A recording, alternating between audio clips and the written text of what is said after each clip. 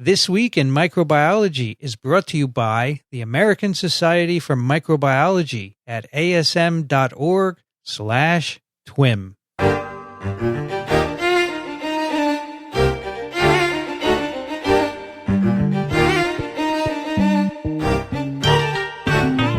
From the American Society for Microbiology and Microbe TV, this is TWiM, This Week in Microbiology. Episode 146, recorded on February 2nd, 2017. This episode of TWiM is brought to you by Blue Apron. Blue Apron is the #1 fresh ingredient and recipe delivery service in the country. See what's on the menu this week and get your first 3 meals free with free shipping by going to blueapron.com/TWiM. Hi, everybody. I'm Vincent Racaniello. And you're listening to TWiM, the podcast that explores unseen life on Earth. Joining me today from Small Things Considered, Elio Schaechter. Well, hello there. We are now into the second month of 2017 already. The year is over. The year's over. That's it. The year is over. That's right. Also joining us from Charleston, South Carolina, Michael Schmidt. Hello, everyone. Can you believe it? We're February already? I know. I went to Students' Defense this morning, and today is February 2nd, Groundhog Day. It is. And so she said, "Are we going to do this tomorrow?" I says, "I don't know. Maybe." Groundhog Day. And what happened? What happened? Do on it this? over and over. I don't know whether Puxatawny Phil saw a shadow or not. You're closer to Pennsylvania than I, so you should know whether or not the sun is out. Yeah, I don't know. The sun. It's not really sunny here. It's kind of cloudy. So then he wouldn't have seen his shadow, and I always forget whether it's 6 more weeks of winter or 6 more weeks of spring. Who knows? Yeah, I don't pay much attention to it. A traditional holiday. Well, I'm sure groundhogs, like everything else, have viruses and a microbiome. So they're part of what we talk about here on TWiM. That's right. I want to tell you, before we get into our science, and we have more amazing science for you today. If you thought nuclei and bacteria last time were amazing, wait till you see what we have for you today. First, I want to tell you about the ASM Election. This is a very important thing that's going on. They're about to place, ASM, of course, is the American Society for Microbiology. They are about to put in place a new governance. One of the most important steps for doing that is filling at-large positions on the board of directors and the Council on Microbial Sciences. And this is an opportunity for ASM members to get involved in leadership positions. The BOD, the Board of Directors, is the governing body that sets the course for the whole society by fulfilling fiduciary roles, including approval of the budget. And the Council on Microbial Sciences, COMS, will be the main advisory board to the BOD. It will make recommendations for the strategic, scientific, and programmatic direction of the society. Both bodies will serve key roles in the microbial sciences by providing leadership and direction to the society and to the whole field. Now, there will be 1 slot on the BOD and 1 slot on COMS for a young microbial scientist, someone who is at the level of grad student, postdoc, assistant professor, or junior clinical microbiologist or equivalent. There will also be 1 slot on the BOD and 2 on the COMS for members working outside of the U.S. So this is a big opportunity. You can get involved in governance of this society. Hasn't been possible before. And we will put some links in the show notes about this whole process. Again, BOD and COMS are brand new. The governance is being revised. So we have links explaining what they are, an organizational chart, and all that. Check it out. And if you're interested, run for a position. But more importantly, I'm going to provide a link that you can use to vote and speak your piece. Now, we have a winner of the Color Atlas of Medical Bacteriology. Our 12th emailer was Jonathan, who wrote to us, "Hello, TWiM team. I'm sure it's a long shot, but here's hoping for number 12. I was catching. He made it. He made it. Yeah, it's always a long shot, of course, but you don't win unless you try. How did you choose number 12 as the target? Oh, how did I choose 12? I think our last podcast was on January 12th. Oh, okay. That's the way I do it. And I don't like to choose 1 or 2 because, as people have said, depending on your time zone, it puts you at a disadvantage when the podcast comes out. So I prefer to put more than 10. Anyway, Jonathan wrote, "I was catching up on a sci-fi podcast recently and came across this story and just had to share it with you all." He sends 3 links to a story that we actually talked about on TWiV about a low-cost paper centrifuge It's just a piece of string, and you pull the strings apart, and the thing spins in the middle. It's enough G-forces to separate cells out, and pretty cool. Thank you all for such great work on the TWiM podcast. As an epidemiologist, I stumbled upon the TWiC series while looking for ways to stay up to date with research related to infectious diseases. I was also thrilled to find my alma mater, the University of Michigan, so strongly represented in both the TWiM and TWiV podcasts. Here's to many more podcasts from the TWiC series and lifelong learning. Thanks again, Jonathan. Well, there you go, Jonathan. Enjoy the book. I will ship it out to you this week. And next time, we'll have another contest. I have a lot of books to give to interested listeners. Nice. Yeah, I think we should share our books, right, Elio? Mm-hmm. All right. The Elio doesn't want to share his. Elio, do you have a lot of books at home? Of course I do. Do you have tons and tons of books, or did you get rid of them all? Yeah. Yeah? How about you, Michael? You have tons of books? Unfortunately, yes. Yeah, I have a lot also. Most of them are too old and no one would want them, but the newer ones I like to give away. Yeah, unfortunately, our library got rid of all the books in the library. Yeah, no more books. No more books. All electronic. All right, we have two cool stories. The first one is a snippet coming from Elio. What have you got there, Elio? Okay, well, both papers we're discussing today are gee whiz. This one is gee whiz because it shows that bacteria have prions. Now, not everybody may be totally aware of what prions are, so let me recap very briefly. Prions are proteins which are self-propagating. That is, the genetic elements which do not have nucleic acids. Now, that's against everything you've ever heard, right? If you haven't heard of prions, you should disbelieve what I say. Anyhow, Sidney Prusiner discovered them as the agents of encephalopathies, of central nervous system diseases like scrapie in sheep, kuru in humans, and others. And they have been a thorn on the side of people who believe that the central dogma of molecular biology is inviolate. Central dogma says DNA makes RNA, RNA makes protein. Well, here is something that is not DNA, not RNA, and it makes more proteins. The way it works is by having two conformations. One is folded, one is relatively unfolded, and in one of them it grabs other molecules and teaches them to fold the way it wants to. It's amazing stuff. Anyhow. So it doesn't actually make more protein, it just changes the conformation of the That's right. protein. That's right. Yeah. It grabs a sister protein, which is folded one way, and says, refold. Right. Fold again. And fold And my it way. changes the phenotype. It changes the phenotype. Yeah. Exactly. So this is amazing stuff. And it's been puzzling that this has been known to happen. At first, it was only known to happen in mammals. And then it turns out that it's much more widespread. And prions have been found in yeast. There are at least something like 6 different kinds of, a dozen prions in yeast.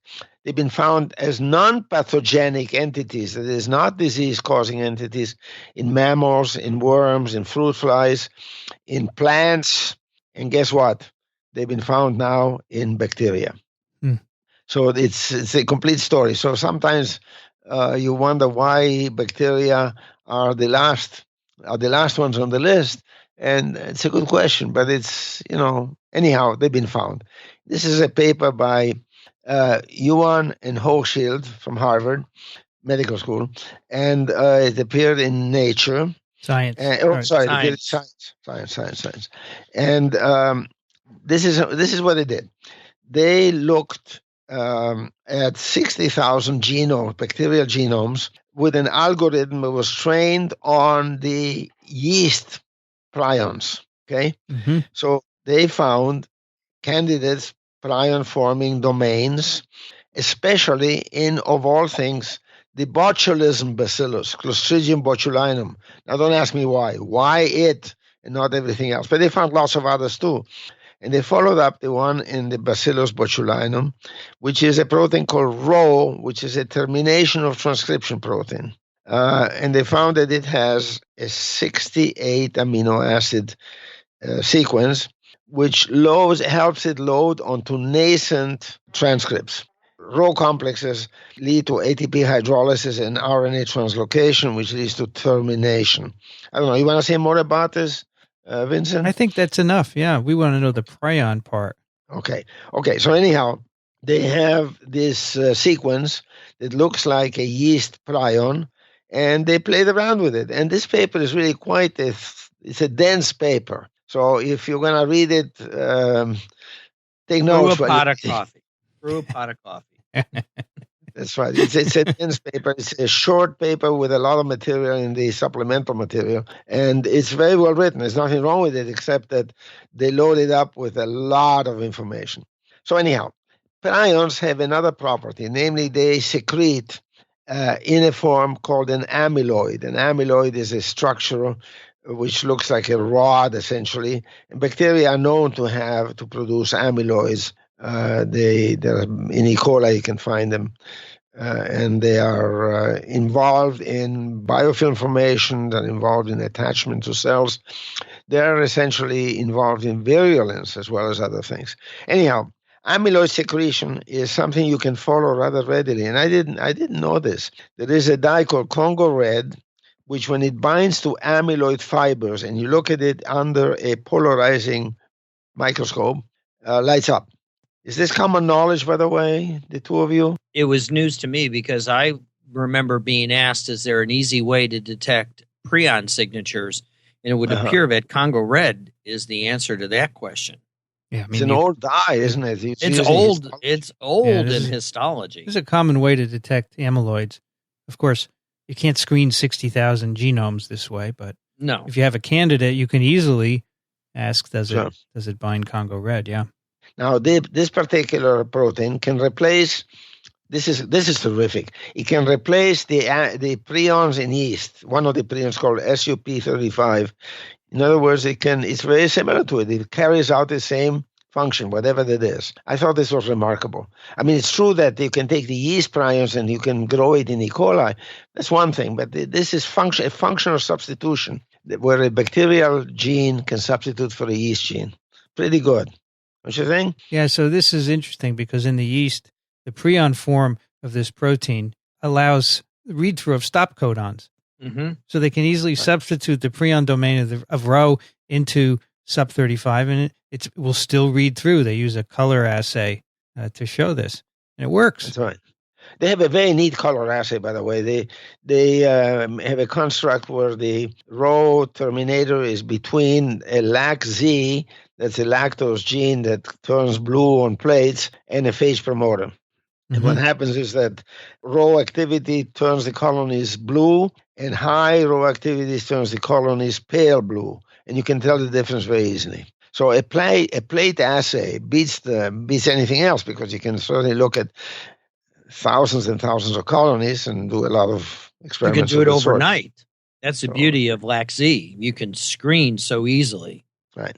So they have a series of 6 predictions which they make about why this is an alternative protein state. That is, this protein, Clostridium botulinum protein, Rho, has the ability to shuttle between 2 states, and they show that the genes are identical for the 2 states. They show that in lysates, the Rho can aggregate, it breeds through, it's stable, it can be cured by adding disaggregated protein, and stuff like that. So it's a very nice way of saying, before you throw rocks at my paper, let me forestall your arguments. Yeah. And so they are very convincing about that. One of the experiments I like is they used the prion domain of this Clostridium protein to design an assay where in the 2 conformations they could easily see a color difference. So when the protein is in the non-prion state, you would get pale colonies, and when they're prions, they would be blue. And they could see both, indicating that the protein is going back and forth between the 2, and it's also heritable.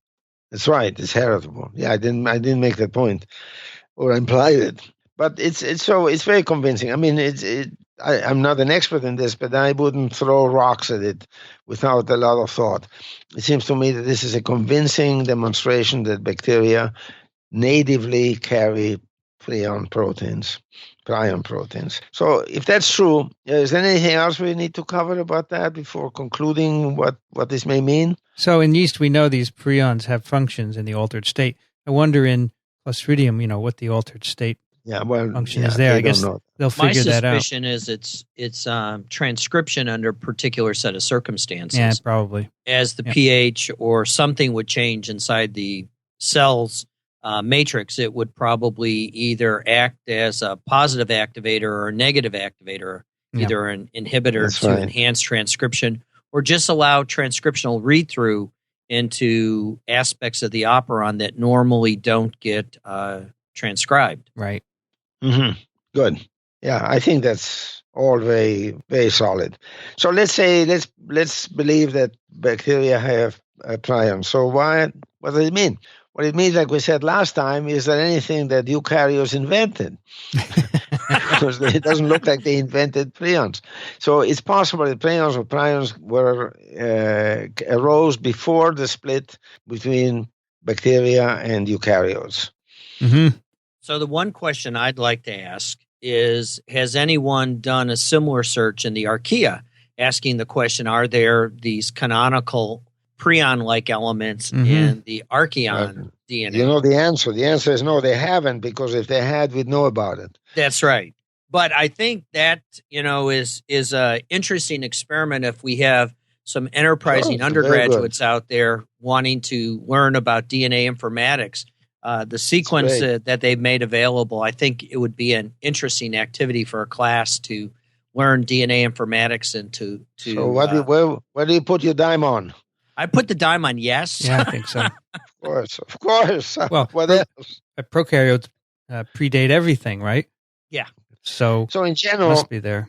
This seems like it's very widespread. In the bacteria where they found the candidate genes, they amount to 6 phyla, including those represented in the intestinal microbiome. So who knows? This sounds like something that's widespread. It's an epigenetic phenomenon that increases genetic diversity without tampering with the nucleic acids. It may deal with evasion of bacteria from the host defenses. The innate immune system. Maybe it has to do with antibiotic resistance, maybe with the persisters, which you find after antibiotic treatment. So this is probably it's going to be part and parcel of a lot of studies which deal with bacterial communication, bacterial persistence in the environment. In other words, I think this is a big deal. I agree. I was wondering why we have so few prions, a dozen or so in yeast, and not a lot in most. I wonder if they're useful but not ideal. My suspicion is the fitness burden, because you're making the protein and that costs something out of the energy budget, because you typically don't make one. You make, 1 to 1,000 copies of the protein after you make the message. So it's expensive from a budget standpoint. It's a good point. Yeah. I've also wondered if prions don't have a role in organogenesis, in the differentiation of a vertebrate embryo, where the fact that some cells become liver cells and other cells become brain cells, and that persists. Either the prion plays a role in that. I don't know. That's wild speculation, but way beyond our. I don't know. It's very interesting that there's just one example.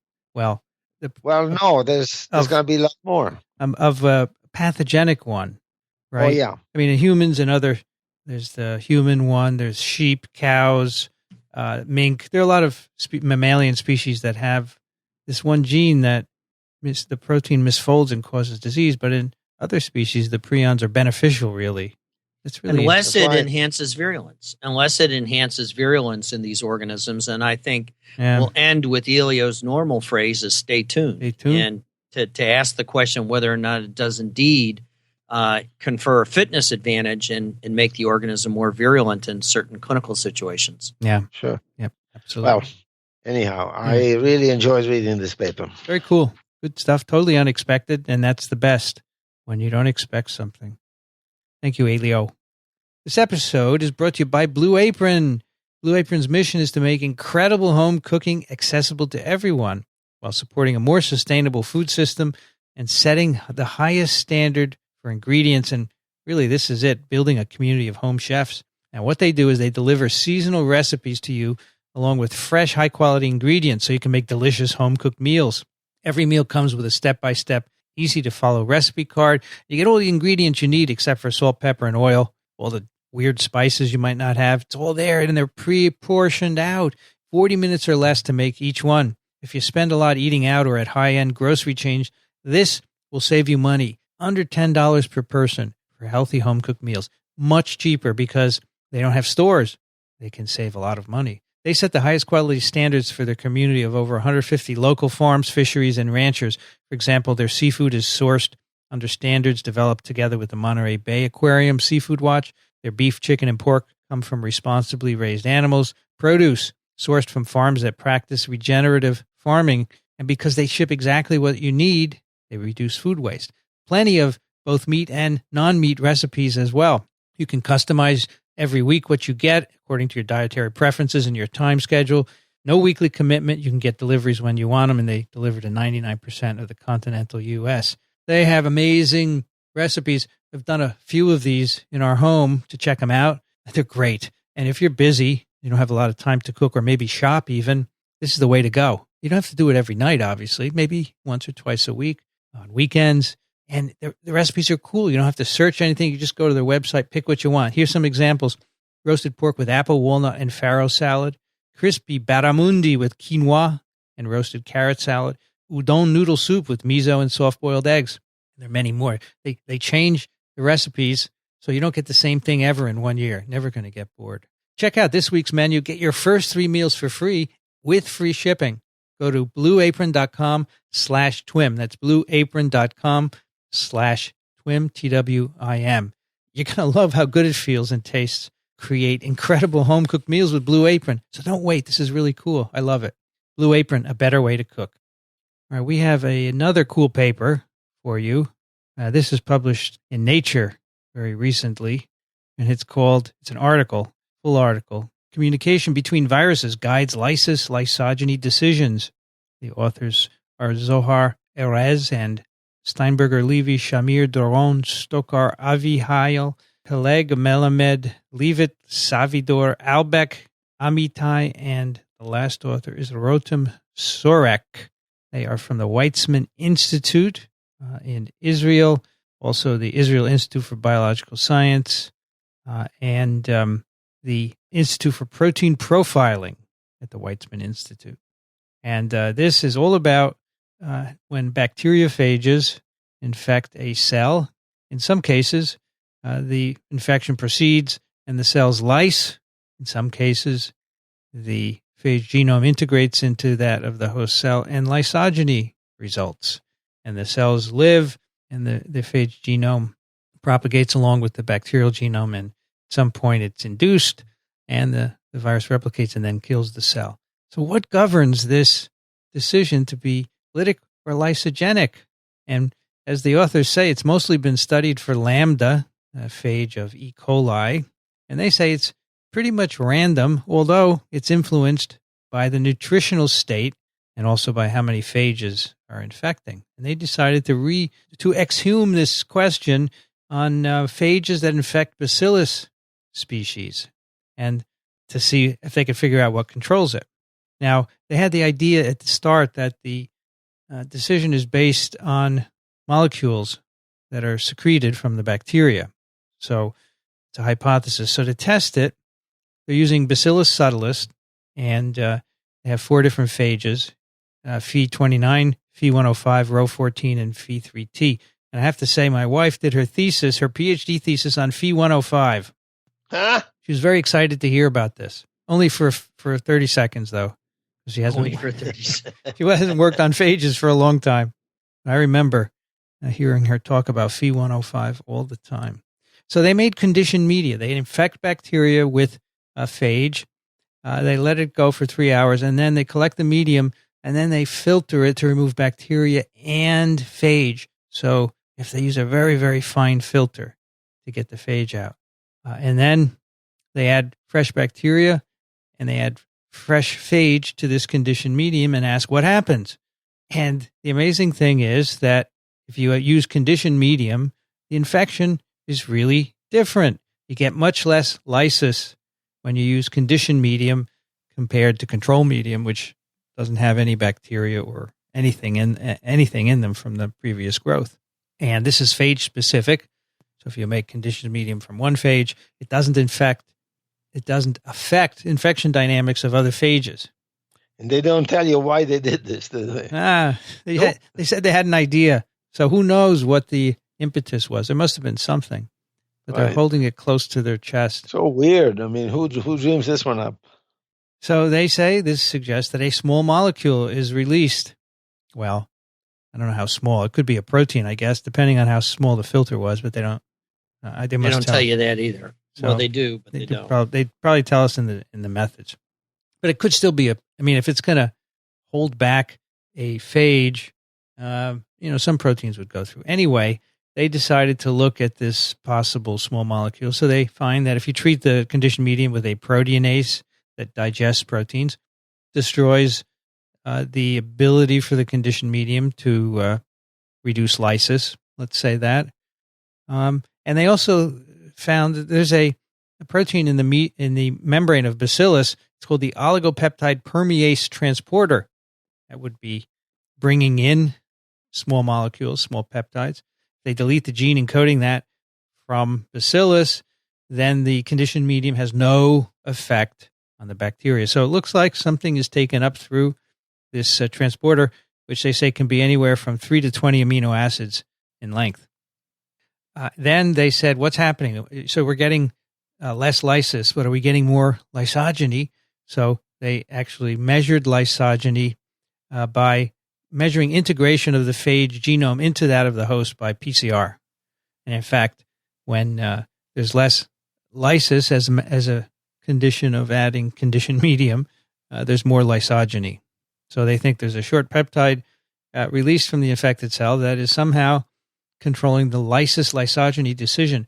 And they call this peptide arbitrium, which is a Latin word meaning decision. Arbitrium. Arbitrium. Yeah. We have to learn a new word. The We're going to have to learn a new word. Yeah, that's right. The arbiters. That's right. It's the arbiter. Many of our words come from Latin or Greek, don't they? All right. So this is a lot of the subsequent work is done with a phage called Phi3T, which is a phage of Bacillus subtilis. And a genome has not been sequenced, even though they say it was isolated 40 years ago. So they sequenced it and looked at it and looked for genes that might be involved in this interesting property. They found 3 open reading frames that had a N-terminal signal peptide, which would suggest that they are secreted or at least put in the membrane. And one of them looked like the right thing. So what happens in Bacillus is that proteins are secreted and then they get cleaved. The N-terminal signal sequence can be secreted after cleavage, and then that can be further processed by extracellular proteases to make 5 to 6 amino acid peptides. And so one of these open reading frames had a 6 amino acid peptide sequence at the N-terminus. And if that were released, it would be serine, alanine, isoleucine, arg, gly, ala. And so they did mass spec of conditioned medium, and in fact, they found this peptide right there. It's amazing. So they synthesized the peptide, they add it to medium, and in fact, the peptide helps to decrease lysis and favor lysogeny. And they also, in this experiment to measure lysogeny, they directly sequenced the DNA of bacteria that are treated with the peptide, and they can see integration of the phage genome right in there. So this gene that encodes the precursor to this 6 amino acid peptide, they call AIM-P. All right, AIM, of course, for arbitrium, and then P is just a peptide, I guess. They gave it to that. Now, when you infect bacteria with these phages and look at the accumulation of the peptide, it accumulates to detectable quantities after 3 cycles of infection. And then after 4, there's a lot of it. So there's not a little when you first infect a fresh culture of bacteria with phage, not much peptide is made, so you mostly get lysis, but it starts to increase over several cycles, and then lysogeny begins to be favored. And it sounds like quorum sensing, doesn't it? It sounds like quorum sensing, exactly. You make more of this, it's communicating and has an effect. Boy, phages have quorum sensing. My goodness. See, cells didn't invent anything. Even viruses invented everything. Well, Vincent, now you're crossing the line. You sound like you want to have an argument. No. I think this is absolutely fascinating in how the phage are effectively saying, okay, we need a lot of phage, and once we get to critical mass, we're going to let you, the population, carry us into eternity. That's right. Well, that's our way of looking at it, right? Yeah. Who knows what the phage have evolved to do? But I mean, this is something we have to be careful about. We give human anthropomorphizing everything. And we don't know if that's what drives it. I mean, it makes sense to us, but who knows? So I always tell people, be careful. It sounds good, but we just don't know. Mm-hmm. This gene, AIMP, which encodes the precursor to the peptide, it's downstream of another gene encoding a 378 amino acid protein. They say, well, maybe these are related. So the upstream gene encodes a protein that is typical of intracellular peptide receptors in gram-positive bacteria. So they said, this must be the intracellular receptor of the peptide. So they call it AIMR. And remember, the peptide is made from the gene AIMP. So they purify AIMR and show that it binds the peptide. There's a lot of work in that one sentence, right? Oh, yeah. A lot of work. So they think that this AIMR gene encodes a intracellular receptor of the peptide. So the peptide is encoded. These are both encoded in the phage genome. The peptide's made in an infected cell, and it can get into another cell. The peptide itself is produced extracellularly. It's cleaved extracellularly. It gets into another cell. It then binds this AIMR peptide. So what does this AIMR protein do? This intracellular receptor.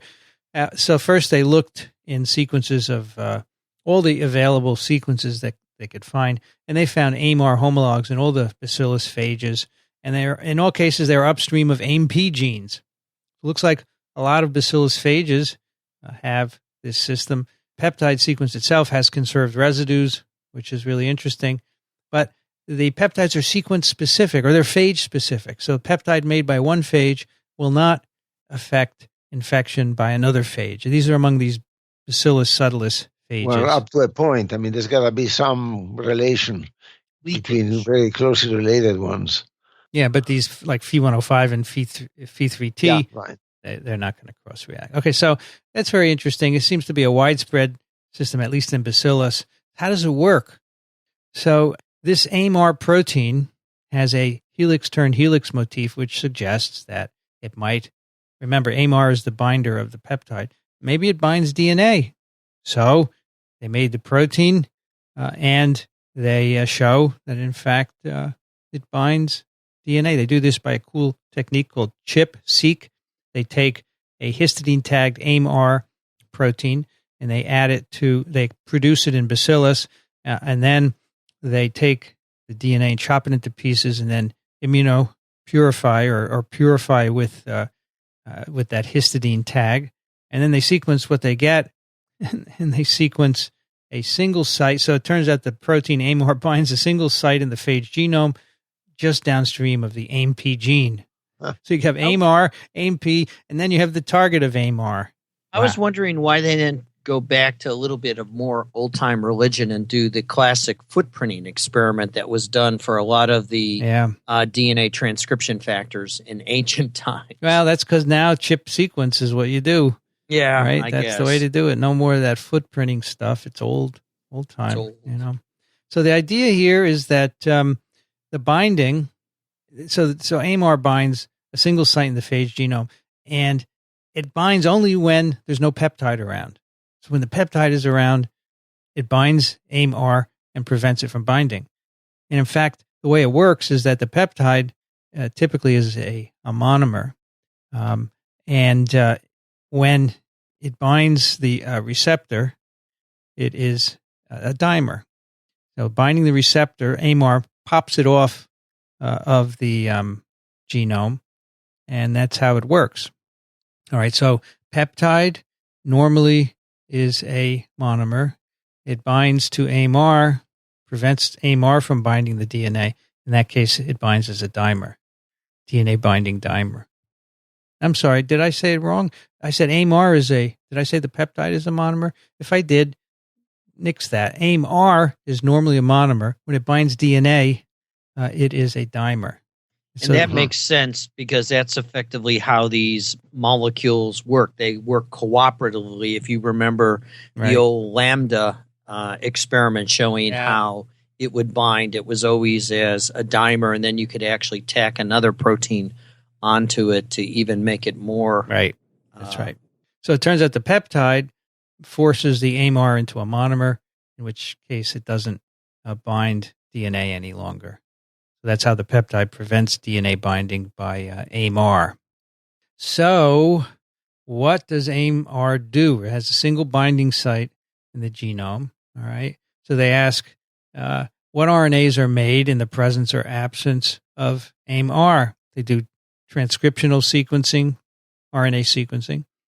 They have a single transcript, which they call AIMX, which is immediately downstream of AMR, of the AMR DNA binding site. So that makes sense. The AMR is binding to an element in the DNA genome, and downstream is a gene whose transcription is affected by that. So when AMR is bound, you get a lot of production of this AIMX transcript. When there's peptide present, it binds AMR, prevents it from binding. There's no AIMX transcript produced. All right, so it's an on-off system. And they also show in some nice experiments that binding of AMR inhibits lysogeny. So now it brings it all together. The peptide prevents the binding of AMR to the DNA, and then the cells lyse. When the peptide's not there, when the peptide is there, it prevents binding of AMR to the DNA, and the cells undergo lysogeny. In the absence of the peptide, AMR is bound to the DNA. This transcript AIMX is produced, and the cells lyse. So DNA binding and lysis go together. Prevention of DNA binding, you get lysogeny, and that's how it works. Now, how does this AIMX transcript work? This is the last part of the puzzle here. I will summarize it all at the end because it's a little complicated. This AIMX transcript, which again is induced when AMR is bound to the DNA just upstream of it, has a very short open reading frame, has a long non-coding region with a stem loop structure. And they look at other phages where they find the same AIMX gene, and some of them don't have any open reading frame at all. And the end result is that they think that this region, the AIMX region, encodes a regulatory non-coding RNA. And that somehow influences the lysogeny lysis decision. It's not a protein, it's a regulatory RNA. So here's the whole story for you. The phage infects a cell. The phage genome produces the AIMR and AIMP products. AIMR is a dimer. It activates the expression of AIMX, and that encodes this non-coding RNA, which blocks lysogeny and promotes the lytic cycle. They don't know how this happens, but that's the outcome. After a few cycles of infection, you get accumulation of the peptide, AIMP. In the medium. In the medium. And that peptide, of course, is taken up into cells by the peptide transporter. And then it somehow, it binds AIMR. It prevents the production of the AIMX transcript. And this is presumably in the infected cell. And that somehow favors lysogeny, inhibits lysis and favors lysogeny. So it's a peptide signaling. And, this is in a culture, and the idea is as the levels of the peptides increase, then you're going to start having protection of the culture. From lysis. Yeah. Now, as Michael said, it sounds like a way to measure how much infection there has been in the culture. And you would say, there's been a lot of infection. Let's start preserving hosts so there's more around. But, that's a human kind of centric way of looking at it. Who knows what it's actually for? Well, when I was reading this, I was struck by thinking about phage therapy, because in phage therapy, which never thinks about these regulatory communication circuits, right? it really cautions us to not, jump onto phage therapy in a big way, because if it's got this communication system and you're dumping all these phage into treat an infection, and there's enough of this AMP floating around that infection, the phage therapy may not clear the infection. So you basically need to engineer the phages so they don't produce this peptide, right? That's There's right. Lots of reason for worrying about phage therapy, but okay. Well, no, it's how I was, if you understand quorum sensing, and Vincent did a great job summarizing it at the end. And what I did is I cheated and tore out the last figure that the authors have and kept it at the side as I was reading each of the experiments. And when I got a little bit confused trying to keep AMR and AMP and AMX all straight in my head, I would cheat and look back at their model. And then it helped me keep the experiments straight as I went through, and because they have a tremendous amount of work that they have done in this. Just alone with the chip sequencing, it was just, incredible to see how they were demonstrating it, how this whole regulatory process was going on. And the regulatory RNA structure really intrigued me because I was just thinking about attenuation when I was talking to the dental students a couple of weeks back, which is similarly an RNA structure that regulates the Apron topology in many bacteria. So I don't know. This may be the authors push this idea that this is a system for estimating the amount of previous infections. I don't know. That's the way we look at it. We'll see. But they claim it's the first demonstration of small molecule communication between virus-infected cells. They say viruses, but I would say virus-infected cells. Virus-infected cells, because if AMP is around and you're going into a naive community, you still get a lytic infection, and it's only until you amplify up. Yeah, that's right. Yeah. So what's interesting is, first of all, this is bacillus, right? What beyond bacillus? What is the story? Are there other peptide communication beyond systems? bacillus? There's E. coli. That's right. There's E. coli, Clostridium, Streptococcus, etc. That would be interesting to look at. How about eukaryotes? We know they didn't invent anything, but maybe they have some of these systems in them, because there are some eukaryotic virus infections where you can get lysis or latent infections. Maybe there's some similar strategies to doing that. Who knows? So kind of a very provocative paper and very interesting. And, someone gave this to me a couple of weeks ago and they wanted me to do it on TWiM, but I said, no, I think the TWiM team will really appreciate this one. So there it is. Well, thank you. Great paper. It's a very nice paper. I like the graphics. Very visual. Yeah, they are very good. The optics, as they call it in politics. The optics. All right, let me read a couple of emails here at the end. One is from Anthony. He writes about the widespread use of cotton clothing that allowed for aggressive washing, including boiling, has been considered a major advance in health. He sends a quote from a textbook, Infections, Inflammagens, and Drugs by Caleb Finch, which supports this idea that throughout history, Michael, having cotton was important so you could sterilize it. That's right. And keep clothes clean and free of parasites. Interesting. Yeah, and his quote about Napoleon's invasion of Russia might have failed because of poor hygiene. Yeah, they are the louses, right? Yes. Yeah. And also the 140 degree Fahrenheit scalding water temperature mentioned by Professor Schmidt is chosen to prevent Legionnaire's disease. And he sends an OSHA article that describes that. Much of everyday life is to ward off the pathology of everyday life. True. That's an interesting quote, isn't it? That is a good quote. All right. Steve writes, Hi, microphiliaceae. I happened across the above report of unfortunate American folk being poisoned by botulinum toxin in homemade marinade and was prompted to read more. I was astonished to see that this tiny soil-living organism, which just by chance is the topic of one of our papers today, has managed to evolve toxins that interfere with a single neurotransmitter pathway of higher animals in no fewer than 7 different ways. I know we aren't supposed to ask why questions, but what on earth does a soil-dwelling bacterium need with such a powerful and precisely targeted toxin against the nerves of creatures it would normally never meet?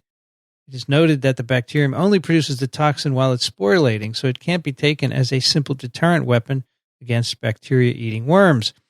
I'd be interested to hear what the experts think as to how this particular bacterium came to evolve such precision-guided attack weapons against higher animals. What do the bacteria gain by producing chemicals that attack nerve transmission in 7 different ways? Or is it just accidentally acquired genes evolving with a purpose of their own? Fascinating. Steve, that's a why question that has no readily apparent answer, but we know that the botulinum toxin is manifested by a lysogen that carries the toxin into botulinum, so it's probably an accidental passenger that the soil-dwelling botulinum actually acquired it, and it's a phage, and it's part of the luggage. How about this? What if botulinum gets into a deer in the forest and the deer dies? Isn't it good for the Clostridium in the soil or the anthrax bacillus in the soil? A lot of protein all of a sudden. That's way more than it needs. Yeah, but it has no way of knowing how big that animal is. Yeah, that's right. But isn't soil? But it finds itself in pig heaven. That's right. But the soil is full of nutrients always, isn't it? Well, it's got all those. It has all those mushrooms and leaves and everything decaying. But it's protein. The Clostridia are typically proteolytic microbes, and Elio may have the reason it gets carried by lysogen. I think I'm not going to defend that, but I think it's an accident. It has nothing to do with people for sure, right? Because it hardly encounters people. So there's some other reason for this, and maybe it has to do with animals in the wild or something else, but we just don't know. I would argue that it's not meant for us. The toxins are not meant for humans. A couple of emails from the book giveaway. Mike writes, I love microbes. I really do. Even if I don't win the book, I love the podcast and look forward to many more in the new year. Thank you for everything you do. And Eric writes, second entry for my first, I took it literally when you said send an email with the subject lines, I love microbes. This entry, I'm including a little thank you. I'm a water treatment operator who is entertained endlessly by your podcasts. Thank you all for what you do. Wow. James writes, hey, everyone, just found you all a year or so ago. Really enjoy listening despite much of the content being over my head. I was a biology and chemistry double major at Southwestern University in Georgetown, Texas, graduated in 1987, and studied under Dr. Vicente Villa and Dr. Robert Sulin, both amazing professors. I was accepted to a biology PhD program at Texas A&M, but left after a semester to work in the pharma world on the sales side. I always loved microbiology and virology and was lucky enough to sell many antibiotics as well as a few antivirals. I always felt like I was teaching the doctors I called on a little bit more about those topics. It was a great career while it lasted. Listening to your podcast helps me to feel current and still plugged into that part of the medical and scientific community. Thanks for all you guys do. By the way, I just started listening to TWiM. Great job to you all. Hey, nice. Sean writes, hi, TWiM members. Thank you all for your great work. We could use your new book every day here in our lab. And Sean is a public health scientist in the Arizona Department of Health Services. And that's the Manual of Clinical Microbiology, which was won last time, of course. Gavin writes, hello, TWiM folks. I'm throwing my hat in the ring for the manual. Also, I've noticed a lot of listeners have suggested an insect podcast, an arthropodcast. Wow, that's a good name. While this would be interesting, I'd like to put my 2 cents in and join the chorus of listeners who want more immunology. Audiomunity hasn't done anything since September. Thanks for all the hard work. Melissa, I would love to receive a copy of Manual of Microbiology. I've been listening to your podcast since Dr. Pride introduced me to them when you spoke with him and Dr. Rower in TWiM. I downloaded all of your old podcasts too, and now completely almost caught up to date in all of your podcasts. Thank you for making these podcasts and keep it up. I really enjoy them all, especially TWiM. Melissa is a PhD student in Dr. Pride's lab at UCSD, which is not too far from Elio. UCSD. Do you know that, Elio? I live about 2 miles from it. Victor, howdy you all. I'm an avid listener and a fan of the whole Twix Nation. I average an hour commute every day from Cedar Park, Texas to Austin, and I'm often delighted to have a new podcast to listen to during the arduous journey. I want to thank everyone for their time and effort they put in the podcast. Listening to TWiM has helped me discover that I want to pursue a career in medicine, specifically immunology. I'm wondering, would it be possible to have a podcast that talked about the clinical aspects of bacteria and viruses? I have a degree in biology with an emphasis in microbiology, and I was always interested in the clinical nature of microbes. You could even have a case study in the podcast like TWiM. Just an idea, Victor. I like it. It's a good idea, Victor. Emery, hello, TWiM team. Thank you all for your do. I hope I'm number 12. I listen to all the Twix podcasts. I'm a pediatric nurse practitioner. Thanks for making this science accessible.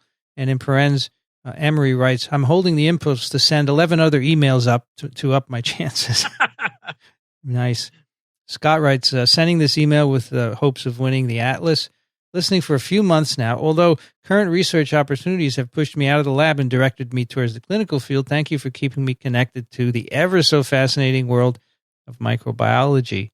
Just a couple more here. Sean, your podcast is awesome and it has encouraged me to read more papers in my spare time. I've been sharing your podcast with my colleagues. Thank you and your team for your hard work. Mark says, I'm an unqualified listener, but I love your show. You work in a fascinating domain. And finally, Jack writes, I'm currently finishing up my undergraduate at UCLA and interviewing for graduate school this cycle. I just wanted to say I really enjoy your podcast, particularly during hours working in a BSc, biological safety cabinet. It's been very helpful during interviews and just in general, keeping up with the wider microbiology world. Well, that's just a sampling of some of the emails sent in to try and get Doesn't somebody ever say something nasty to us? I haven't had one yet, but now that you've said it, would you like to get a nasty one? No. There are more, but we'll save those for next time. But we do like hearing about you, even if you don't win these books. We love hearing it and what it means to you and what you do in your life and what kind of job and all that stuff, because we know there are lots of you out there and we'd just like to connect in some way. So you hear our voices, we'd like to hear yours. That's TWiM episode 146. Wow, we're moving up there in the number. My goodness. You can find it at iTunes, also at microbe.tv/TWiM, and consider supporting us. Become a patron of TWiM and the other Microbe TV podcasts. You can go over to microbe.tv/contribute and learn how you can help us. We have a Patreon account and some other ways as well. And this helps us to travel and do some more of the things that we really like. We love getting your questions and comments. Please send them off to TWiM, TWIM, at microbe.tv. Today we've had with us Elio Schaechter. You can find him at this wonderful blog called Small Things Considered. Thank you, Elio. Oh, thank you. Thank you very much. I sure enjoyed this. Michael Schmidt is at the Medical University of South Carolina. Thank you, Michael. Thank you. I'm Vincent Racaniello. You can find me at virology.ws. The music you hear on TWiM is composed and performed by Ronald Jenkins. You can find his work at ronaldjenkins.com. I also want to thank the American Society for Microbiology for their support of TWiM and Chris Condian and Ray Ortega for their technical help. I also want to thank the sponsor of this episode, Blue Apron. Thanks for listening, everyone. We'll see you next time on This Week in Microbiology.